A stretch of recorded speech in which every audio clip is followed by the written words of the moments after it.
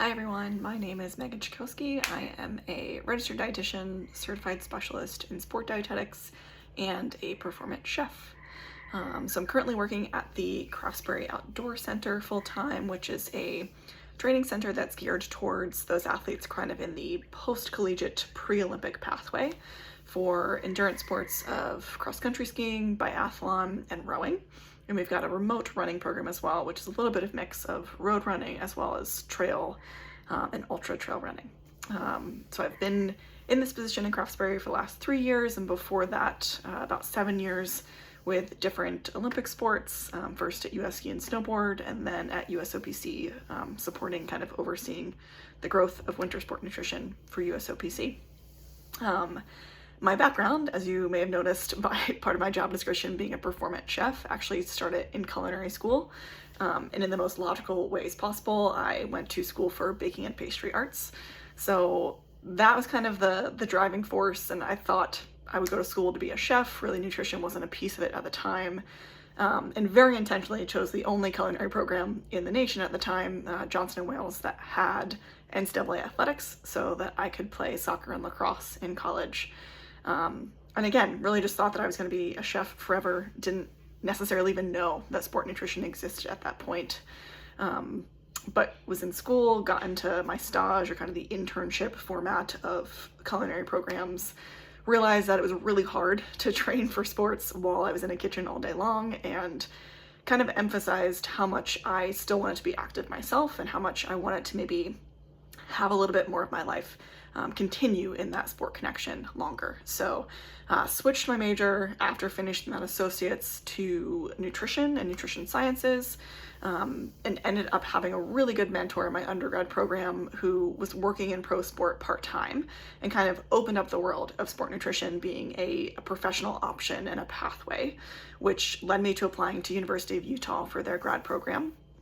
So ended up going to the U and volunteering with US Ski and Snowboard while I was there. Luckily, their dietitian at the time also had a culinary background, so they were looking for a little bit more help kind of on that chef providing food at events or while athletes were at big camp moments, really looking for more of that kind of volunteer and support. And so through that volunteer work and connection, and being able to complete my grad program, the dietetic internship, and be able to sit for the RD, I was offered a fellowship with US Ski and Snowboard right after grad school as their performance chef. So I actually started off kind of getting my foot in the door by taking over their on-site kitchen, preparing meals for the athletes there, and starting to do a little bit of that kind of sport nutrition work at the background level for more of kind of the development and the younger athlete teams that were at US Ski and Snowboard. And so I stayed there and supported them through the Pyeongchang Olympics. That was my first games, and getting to kind of oversee a chef team for most of our alpine athletes that we were supporting during that Olympics, and then moved on to USOPC after that games and got to work a little bit more with US Biathlon, USA Luge, and USA Bobsled Skeleton, or as I like to describe it, most of the sports that nobody's heard about. So I really find it's been a great advantage in my career to work in sports that I didn't necessarily do myself or have a big background in, and I think that was really intimidating at first, but actually ended up being a great way for me to ask athletes questions and to get to know more about them and their sport and what they were trying to pursue, from this place of both of us being a little bit curious, me kind of curious about their sport, them maybe curious about nutrition and how it could impact their performance, versus coming in and thinking, I know everything that you guys need, here's just what you have to do. So I think that's been a great advantage and continues to be kind of how my career has existed, of working mostly in sports that I haven't personally competed in, but sports that are really cool to learn about and get to know more about. I think the idea of any dietitian, sport dietitian in particular, having a normal day is kind of probably what would make most of us laugh. I really kind of split my year into maybe what the summer most typically looks like versus the winter. So the summer is definitely where more kind of my sport dietitian role comes into play, especially with the athletes here. Working in winter sport, summer is primarily the time where we're kind of laying down the foundation and groundwork. We're doing all of the big training sessions and big moments to kind of make the winter possible and make the winter as successful as possible. So during the summer, most of my day, I do team talks for our athletes here who are residents. We also have a U23 college program. We've got a junior program. We've got campers who come in for rowing camps, running camps, and biathlon camps. And so I'll do kind of sport nutrition one-on-one talks for them. Most of the athletes then I'll meet with kind of as an individual base for all of our resident program athletes. So maybe we'll do a body composition assessment, or we'll do a food log and kind of review that to see anything that they could change to kind of enhance taking care of both their health and their performance while they're training for the summer. The other kind of half of my year in the winter, which is starting a little bit earlier and earlier each season, is really kind of where more of that performance chef side comes in. So both with my programs in Craftsbury, but also with some of the US teams still, I will travel on the road and prepare meals for athletes while they're at training camps or events. And so that primarily looks at kind of, I'm the one who's writing the menu, I'm the one who's sourcing all the food, cooking all of the food. Sometimes I luckily get a second chef to help with that. But that is kind of a pretty full-on day of just in the kitchen preparing meals for athletes so that when they get back from a training session or back from a race, they can refuel really quickly and really efficiently. But also a way for them to kind of save some time, but also bridge kind of the things that we've been working on in the summer for setting different nutrition goals and executing on them. There are also a ton of moments too, especially for our biathlon and cross-country programs. Well, I will be out on course for race day. So maybe I'm the person handing you the feed while you're in the middle of the race, or just there cheering for you, holding your coat until you're ready to get back to it. But trying to be as present as possible and kind of link up those reminders of how key nutrition can be to our health and performance for all of those moments. I'd say right now, probably the biggest highlights of my job, and that I've really been fortunate to have kind of throughout most of my career, kind of starting in the Olympic space, was that there are no limits, the same way that there are in NCAA or collegiate sport, to kind of the amount of time that I can spend with an athlete. So if I'm sitting with an athlete and maybe we're going through a body composition measurement and it's the first time they've had this measurement, or they're kind of a little unnerved by the information that's there and they were thinking it was going to be one way, ended up a different way, any of those scenarios, I can spend 2 hours sitting with that athlete and talking with them about kind of what they're feeling, what they're experiencing, how they want to use that information, and make a plan with them. And there's no kind of 30-minute time limit, your time's up, we got to go to the next person. And I think that has been a really special and important part of so much of the work that I've been able to do, is just giving athletes the space and time that they need to truly understand what's important to them, what their goals are, and how nutrition lays into that. And I think just the freedom to give athletes that space and to really truly make them feel heard and understood is incredibly key, because when you're working with athletes or anybody in the space of nutrition, you need to get people to a point of that intrinsic or internal motivation. I can't sit in front of somebody and feed them all day long, even if I am cooking the meals. So the more time that I get with these athletes and the more that I get to see them on campus and it's a regular thing, and it takes kind of some of that, maybe that fear around speaking with a dietitian away, because they get to see me so frequently. And I have as much time as I need to talk to them about any of their goals or what they're working towards. I think that is a really, really big piece of my job that has allowed me to truly enjoy it most of the time that I've worked it, even when it gets busy and when it gets stressful.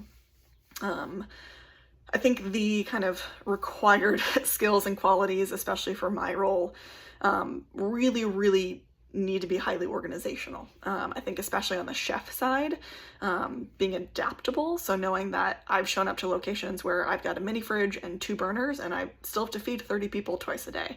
Or you've got to walk to and from the grocery store to get all of your meals because you don't have a car at that location. Being able to know what the outcome or kind of end goal is and figure out a way to work there creatively and get it done, knowing that a lot of people are counting on you. I think that has been really kind of like underpinning a lot of, especially the chef side for me, because I don't get a lot of heads up on kind of what I'm showing up to in what the kitchen looks like, where I have access to groceries, even just what groceries or what foods are going to be available in that country sometimes. So really being able to be adaptable, flexible in that moment, but be well organized to know kind of what are the non-negotiables, what do I need to put out in the meal, and make sure that those things happen even in kind of a high intensity situation. Probably other main skills would be just really clear communication. And again, going back to that organization, just knowing my role has always been across multiple sports. So I've never had just kind of one team that I'm just working with, focusing on those athletes, working with those coach or staff. I've always had multiple sports at the same time. And so most of my coaches are kind of, they're only thinking about their team's needs. They're just kind of asking for what their athletes need or what their plans are. And maybe not always thinking that I have to do that times 6 for all of the different sports that I work with. So really making sure that I'm on top of communicating really clearly with those athletes as well as those staff, which is kind of like what's equitable across the board for all of them. And just making sure that I'm organized to try to get all of those things done when each coach is kind of coming in with their own demands.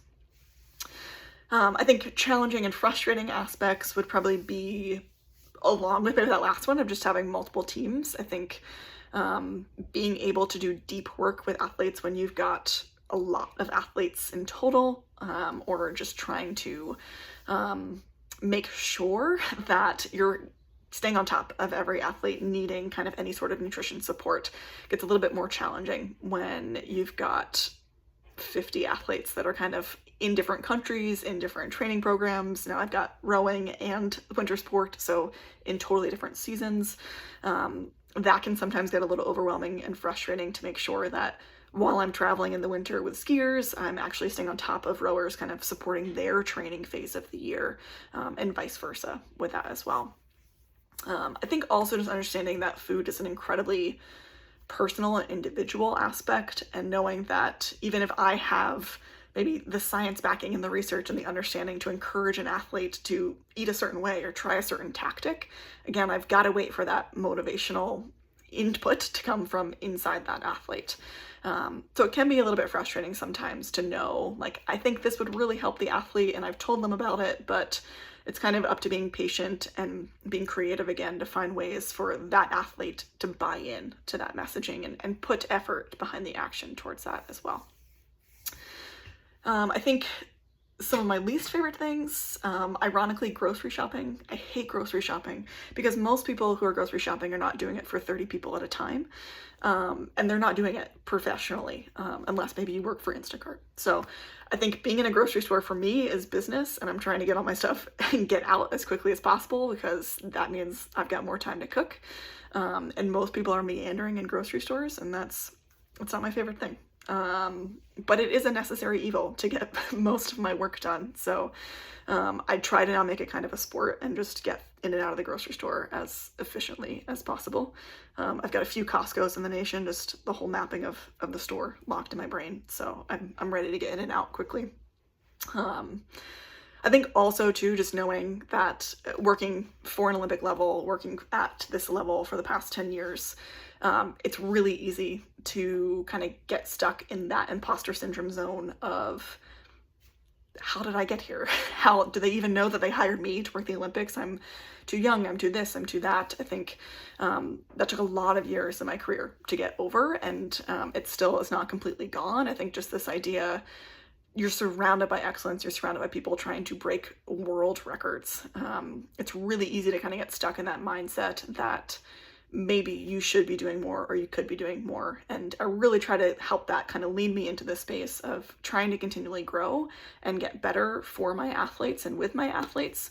But I think sometimes too, that can definitely get to a space where we're working in a very high stress, high stakes environment, and I'm working with people on their life's goals and dreams every single day. And so just making sure that I don't get kind of too stuck in the idea of that being really big and, tiny mistakes necessarily meaning that larger mistakes or not being able to reach success is going to be part of that outcome.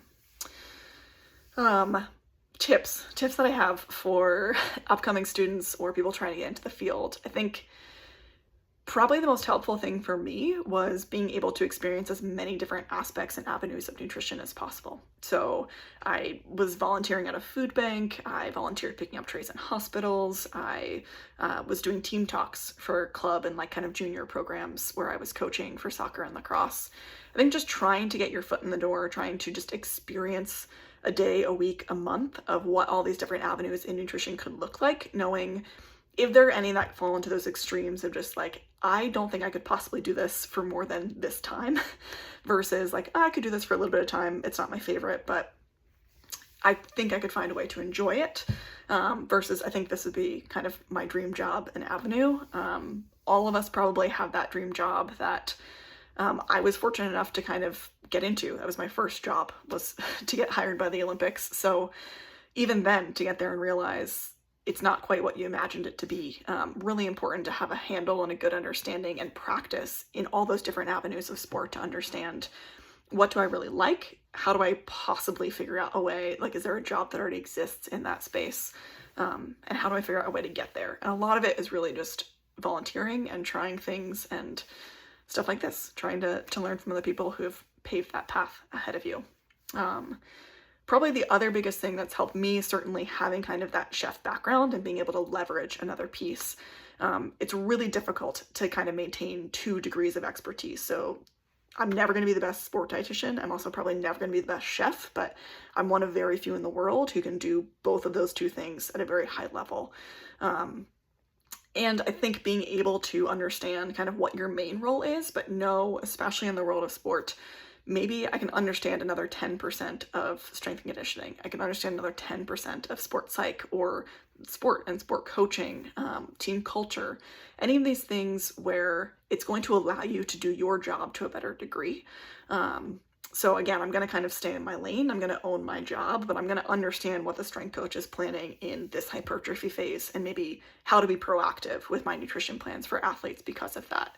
Or I'm going to know kind of what the sports psych is working with athletes in their team talks on and see if I can try to mimic and make sure that is kind of showing up in the language and phrasing that I'm using with athletes. So whatever field you're in, just trying to understand what's your lane, but staying curious about kind of like the next immediate 10% in all those different spaces around you, I think could be incredibly impactful. Great, that's it. I probably talked for way too long, but I hope this helps, and good luck.